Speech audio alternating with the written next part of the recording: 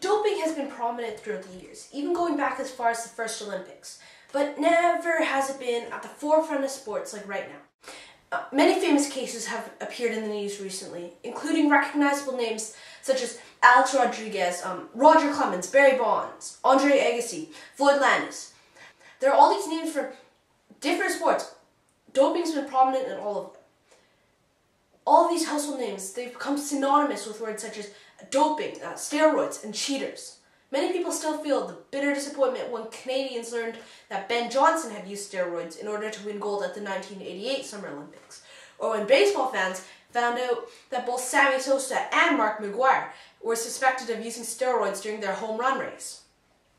But for the last couple of years, everybody has been most concerned about the use of designer steroids and what it might mean for athletics in general. But many of these concerns have been put to rest by improved drug testing.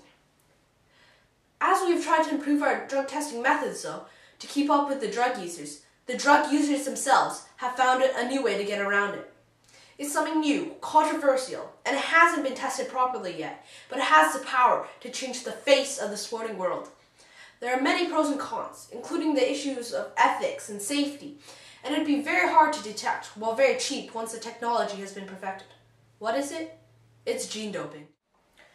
Gene doping is a new technology, something that scientists have been working on for a couple of years now, and it's based on gene therapy. Gene therapy is the use of genes to try to help people with diseases such as muscular dystrophy.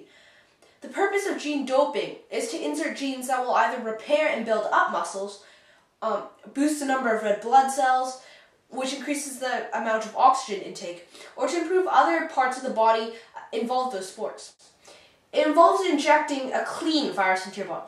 Now, a clean virus is one that has had all the harmful parts removed and has had the human gene inserted into the virus's genetic material and then inserted into the body.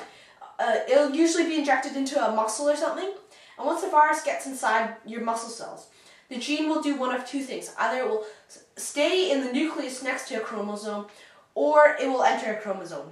If the gene doesn't enter a chromosome, it will die when the cell dies. But if it does enter a chromosome, then the gene can cause lasting change. It will be passed on to new body cells when the transformed cell reproduces, and it will keep on living on after the cell dies. So there are many pros and cons of gene doping. Some people would say that gene doping would just level the playing field, that it would let those who are at a natural disadvantage the chance to compete. Many, however, disagree with this argument and instead point to the long list of cons. Although gene doping has been consistently successful in mice, including one experiment where a mouse's muscle mass increased by up to 40%, there have been many failures.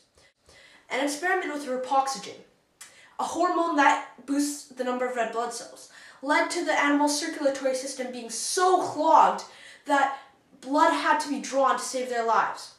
Also, the only successful experiments have been with mice and rats, so many trials would have to be completed with larger mammals before it is considered safe for human trials.